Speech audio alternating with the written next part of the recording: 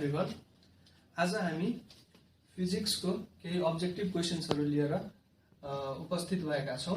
यो क्वेशनहरू तपाईको engineering entrance तथा मेडिकल इन्ट्रान्स प्रिपरेसनका लागि एकदमै इम्पोर्टेन्ट मानिने गरिन्छन्। यस अन्तर्गत आज पहिलो हामी दुईटा क्वेशन गर्न गइरहेछौं र एउटा क्वेशन भनेको तपाईको मेकानिक्सबाट रहेछ, अर्को भनेपछि हिट एन्ड थर्मोडायनामिक्सबाट रहेछ। ल पहिलो क्वेशन हेरौँ त। पहिलो क्वेशनले हामीले के भन्दैछ, volume of a liquid flowing per second out of an orifice at the bottom of the tank does not depend on. खासमा यो क्वेशनले तपाईलाई के सोधिरहेछ भनेपछि एउटा ट्याङ्क छ, त्यो ट्याङ्कको बटममा एउटा ओरिफाइस अथवा होल छ भने त्यहाँबाट जुन लिक्विड उज आउट हुन्छ, त्यहाँबाट जुन लिक्विड फ्लो हुन्छ, त्यो लिक्विड फ्लो हुने लिक्विडको भोल्युम पर सेकेन्ड के कुरामा डिपेन्ड गर्दैन भनेर सोधिरहेछ।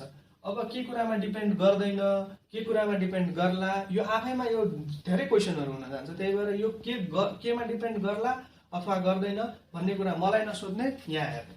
अब हामीलाई थाहा छ volume of liquid flowing per second हामी कसरी क्याल्कुलेट गर्छौँ भने त्यो जुन ओरिफाइस छ, ट्याङ्कको बटममा ओरिफाइस छ, त्यसको जुन क्रस सेक्सनल एरिया होला, त्यो एरिया इन्टु त्यहाँबाट जुन भेलोसिटीले लिक्विड फ्लो आउट भइरहेछ, त्यो लिक्विडको भेलोसिटीले हामीले मल्टिप्लाई गरिदियो त्यो क्रस सेक्सनल एरियाले भने हामीलाई के दिन्छ, volume of the liquid flowing per second आउँछ। अब हामीलाई थाहा छ त्यसको क्रस सेक्सनल एरिया त कन्स्ट्यान्ट हुन जान्छ र त्यहाँबाट जुन भेलोसिटीले लिक्विड फ्लो भइरहेको हुन्छ त्यो भेलोसिटी केमा डिपेन्ड गर्छ भन्दाखेरि √/2gh हुन जान्छ।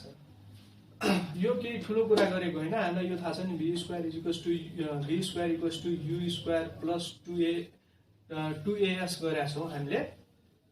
अब यो केसमा इनिसियल भेलोसिटी हामी 0 मान्छौँ अनि 2, अनि यो केसमा हामी के गर्छौँ, एक्सिलरेसन भनेको एक्सिलरेसन ड्यू टु ग्राभिटी र त्यो जुन ओरिफाइस छ त्यो ग्राउन्ड लेभलबाट कति हाइटमा छ त, डिस्प्लेसमेन्ट कति त, त्यो हुन जान्छ।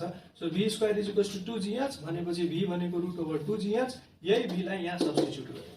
ठीक छ। अब यो क्वेशनको एन्सर आइसक्यो। अब यो क्वेशनले के सोधिरहेछ, तपाईको जुन यो भोल्युम पर सेकेन्ड छ त्यो के कुरामा डिपेन्ड गर्दैन भनेपछि डिपेन्ड केमा गर्ला त, a मा डिपेन्ड गर्ला, g मा डिपेन्ड गर्ला, h मा डिपेन्ड गर्ला भनेपछि g मा त अफकोर्स डिपेन्ड गरिरहेछ, हाइटमा पनि डिपेन्ड गरेकै हो, क्रस सेक्सनल एरियामा पनि डिपेन्ड गरेकै हो। सो मेथड अफ एलिमिनेसनले केमा डिपेन्ड गर्दैन भनेर भन्ने त डेन्सिटी अफ लिक्विडमा। यसमा यो क्वेशनमा हेर्नु, अब क्वेशन त अब यो मात्रै हामीले सल्भ गर्यो, तर यहाँबाट आइडिया धेरै आयो। अब तपाईलाई डिपेन्ड्स अन भनेर g, h, a राखेर अल अफ द एबभ दिएको भए हामी अल अफ द एबभमा लाउँथ्यो त्यतिखेर। सो यो टाइप अफ प्रब्लमलाई यो एप्रोचबाट सल्भ गर्न सकिन्छ। ठीक छ। त्यसपछि अब हाम्रो अर्को क्वेशन छ, isochoric process is one which takes place at. अब यो भनेको अलिकति मेमोरी बेस्ड टाइपको क्वेशन पनि हो हुन त। अब यो आइसोपेरिक, आइसोकोरिक सब सुन्दै उस्तै लाग्ने कुरा हो। त्यसको लागि अलिकति मैले के कुरा गर्नुपर्ने हुन्छ, यहाँ के गर्नु पर्यो भन्दा पहिला कुरा आइसोथर्मल, त्यसपछि हामी गर्छौँ आइसोब्यारिक, त्यसपछि हामी गर्छौँ आइसोकोरिक, अनि त्यहाँदेखि हामी गर्छौँ एडियाबेटिक। यो चारवटा प्रोसेसहरू एकदमै इम्पोर्टेन्ट प्रोसेसहरू हो, थर्मोडायनामिकल प्रोसेसेसहरू भन्छौँ।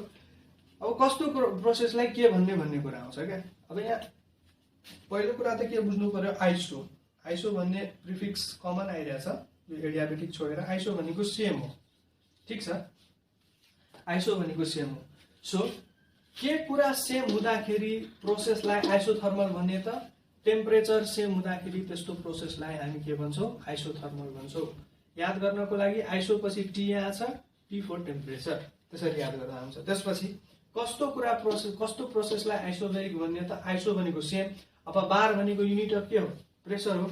सो सेम प्रेसरमा भइरहेको प्रोसेसलाई हामी के भन्छौँ, आइसोबेरिक प्रोसेस भन्छौँ। त्यसपछि आइसोकोरिक भनेको सेम भोल्युममा भइरहेको प्रोसेसलाई हामी आइसोकोरिक भन्छौँ। र एडियाबेटिक भनेको डिक्यू भनेको कति हुनु पर्यो, 0 हुनु पर्यो, भनेको चेन्ज अफ हिट हुनु भएन, त्यो प्रोसेसमा भएको हिट कन्टेन्ट के हुनु पर्यो त, कन्स्ट्यान्ट हुनु पर्यो। भन्न खोजेको any process, any thermodynamical process taking place at same temperature isothermal, same pressure isobaric, same volume isochoric, no heat change adiabatic.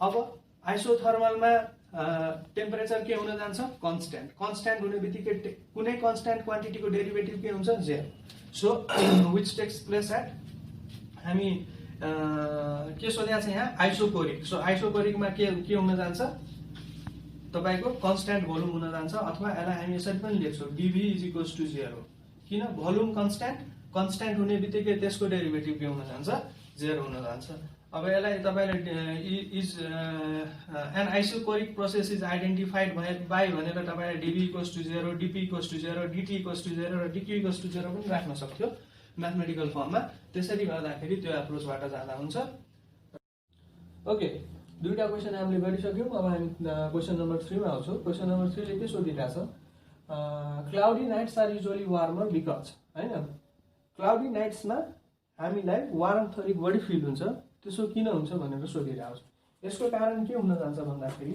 Clouds जुन हुन्छन् क्लाउड्सको थर्मल कन्डक्टिभिटी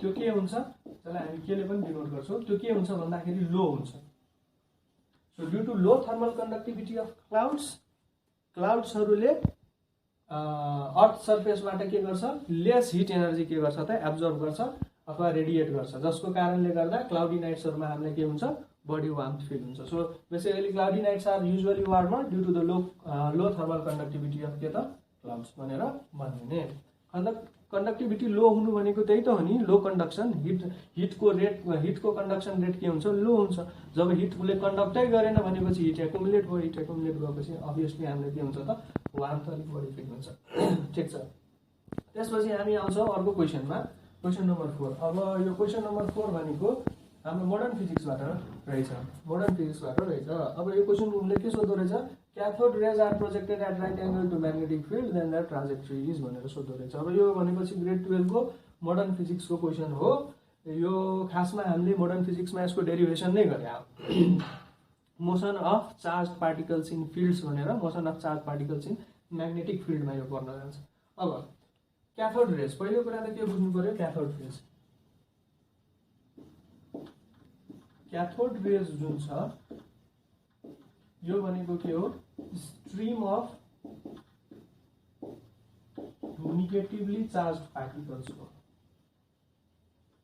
के हो stream of negatively charged particles so basically अब क्याथोड रेजलाई project गर्नु magnetic फिल्डमा भनेको के हो त नेगेटिभली चार्ज्ड पार्टिकल्सलाई के गर्नु हो प्रोजेक्ट गर्नु हो म्याग्नेटिक फिल्डमा र हामीलाई थाहा छ whenever charged particles are projected at right angles to the magnetic field their trajectory or their path is always के त circular in nature त्यो किन हुन्छ भन्दाखेरि फ्लेमिङ्स लेफ्ट ह्यान्ड रुलले के भन्छ भन्दाखेरि फ्लेमिङ्स लेफ्ट ह्यान्ड रुलबाट हामी के गर्छौं त्यो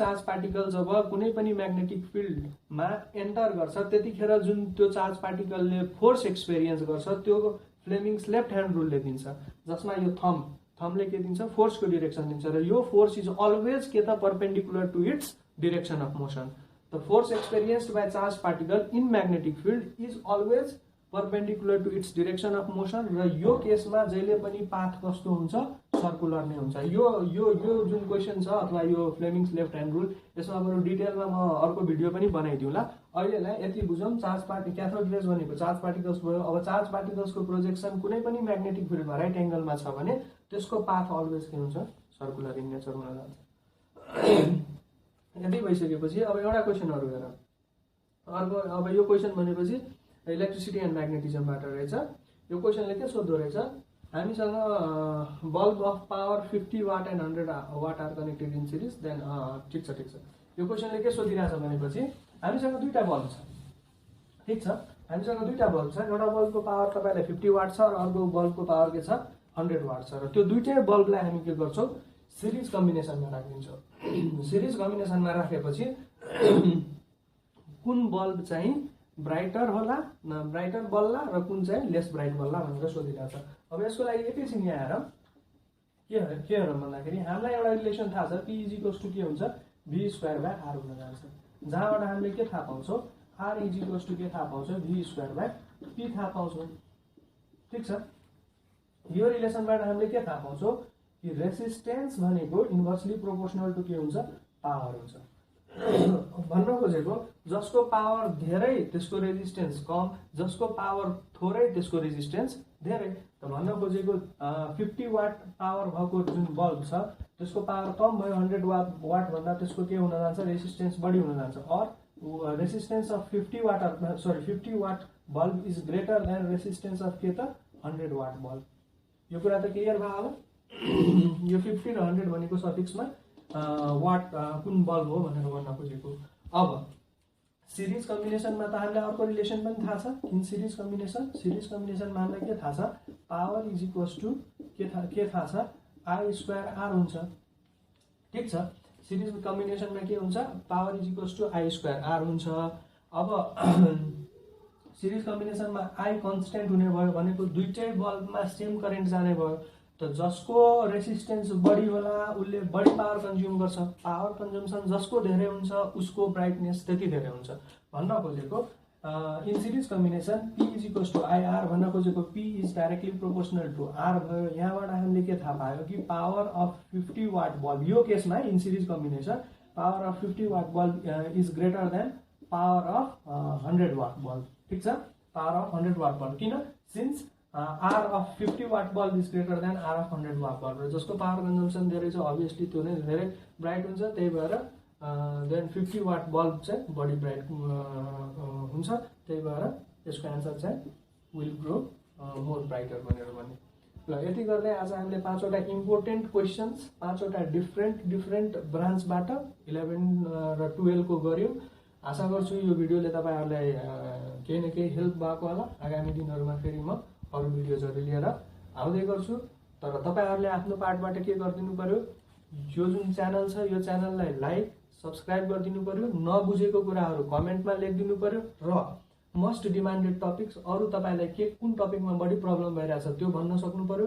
त्यो हिसाबले म आफ्नो टाइमिङ मिलाएर तपाईहरुको सहजताका लागि अर्को भिडियो लिएर आउने छु। त्यतिन्जेलको लागि नमस्ते, धन्यवाद।